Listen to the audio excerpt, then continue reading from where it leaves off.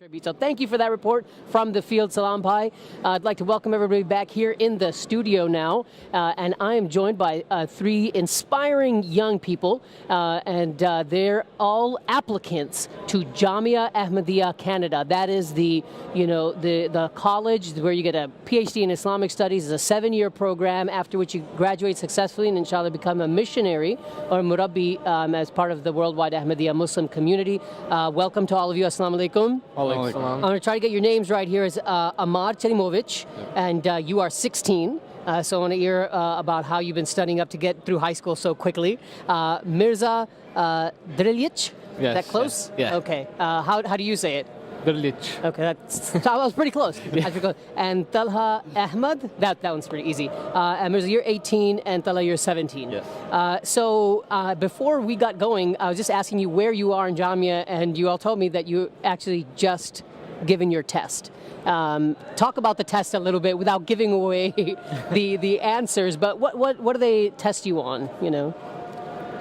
Well, on the test they test you on the translation of the Quran. Now they'll take specific words and phrases and verses. You have to translate them. They have basic religious knowledge and translation of translation of some ahadith. Okay. It was actually like there are word fillers. They begin with the big with a phrase and then you end. You have to fill in. Yeah, you fill it in. How long does this test take? It took us about maybe 30 minutes to an hour. 30 minutes to an hour? Felt good taking the test? Yeah. After this, you gave an interview. Is that right, Mirza? Yeah. How long did that last? What was that like?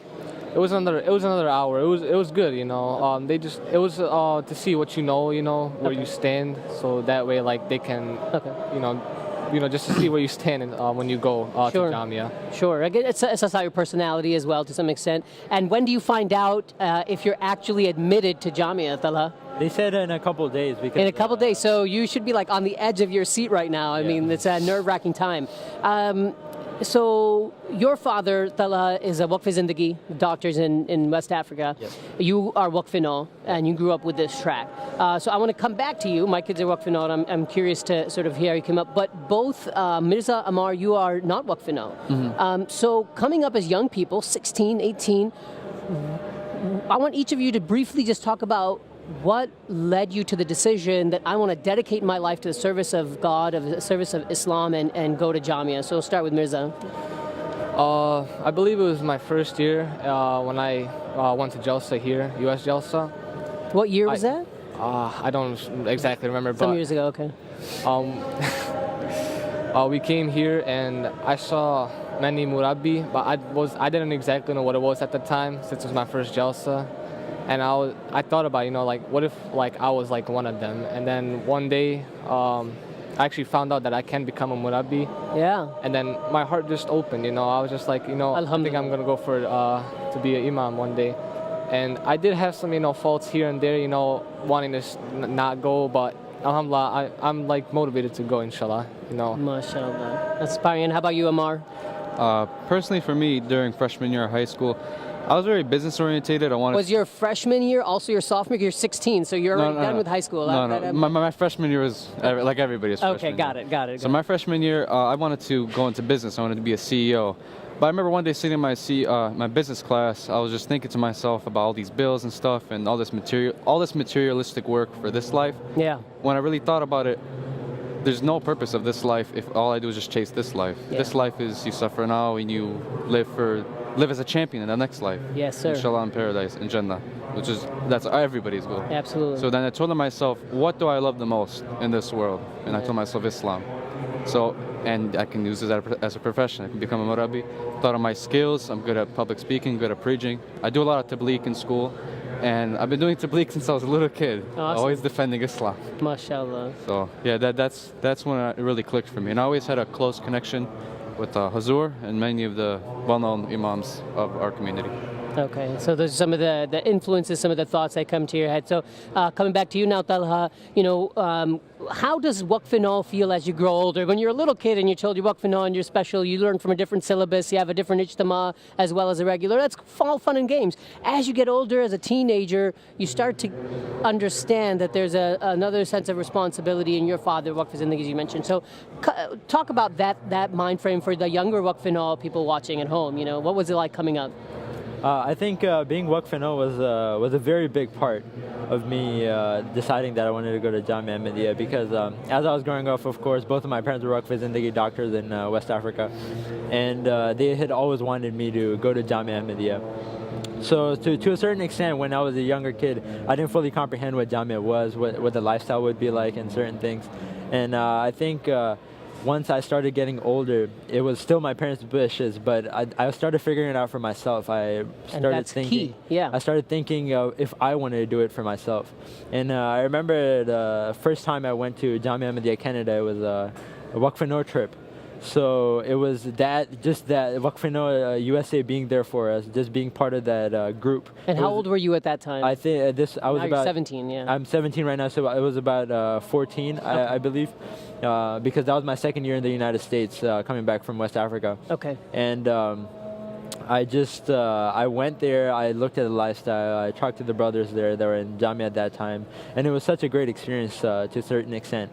And I think after that, I decided that I think it was something that I wanted to take on my own and not just something that my parents wanted me to do. So in that aspect of being Waqf, understanding that there was a responsibility. And on the other hand, there was Hazrat Khalifatul Masih, who constantly gave addresses at Waqf Istimas, UK Waqf Istimas and whatnot. And Hazrat specifically mentioned how what he needed the most from Waqfin were actually Muballigh Silsilas, Murabbiyan that he needed. So I think fulfilling Hazrat Khalifatul Masih's wishes as well to serve Jamaat Ahmadiyya in the best capacity that we can, and I think this was the best way to do it. Yeah, absolutely. I'm sure a number of mothers and fathers at home are wondering, how do I get my son to turn out this way? Living in this society where, everything is calling you to the world, like Amar was talking about. What do you feel were positive factors in your upbringing, in your youth, that kind of kept you on the right track to not be so worldly and detached, from the Jamaat, but rather see that this is the right path for you, and that this world is fleeting, but you wanna spend this time serving God, serving Islam. Mirza, what are your thoughts as the elder statesman here at 18?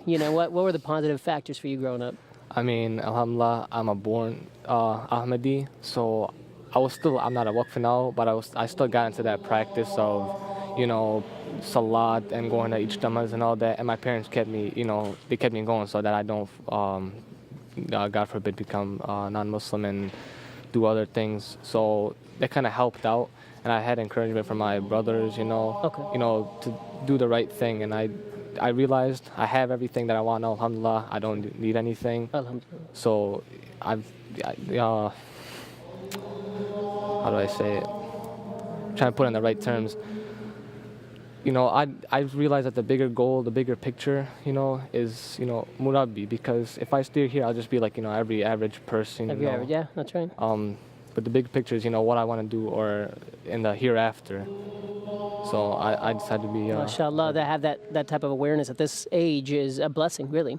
Anything other than the points that he's mentioned that stick out to you guys growing up, coming up? From the parent influence and that realization? I feel like growing up, what mattered the most was on the parents' aspect is that they kept us close to Nizam-e Jamaat. It was that was the biggest blessing, that from a very young age we were going to masjid. We weren't. So I think that impact of brotherhood, even around in your own masjid, from when you're a really young age, you're growing up with these kids, you're growing up with everyone, and then you end up seeing all my friends that are Ahmadi, they're also graduating high school with me right now, and you see the different lives they choose, the way they want to serve Jamaat Ahmadiyya, even in the Waqf capacity. And then I think that helps you a lot, because then you can see for yourself which lifestyle you would like to pick, which way you would like to serve Jamaat Ahmadiyya. And I think that the core fundamental of that does come from your parents and how they raise you up, and alhamdulillah, I think. Jazakallah for your reflections. Staying close to Nizam-e Jamaat and having a positive role model and positive influences in your parents, and then starting to think about, as young people, for you have to make these decisions for where you want to go in life, and you're sort of right at the start of that.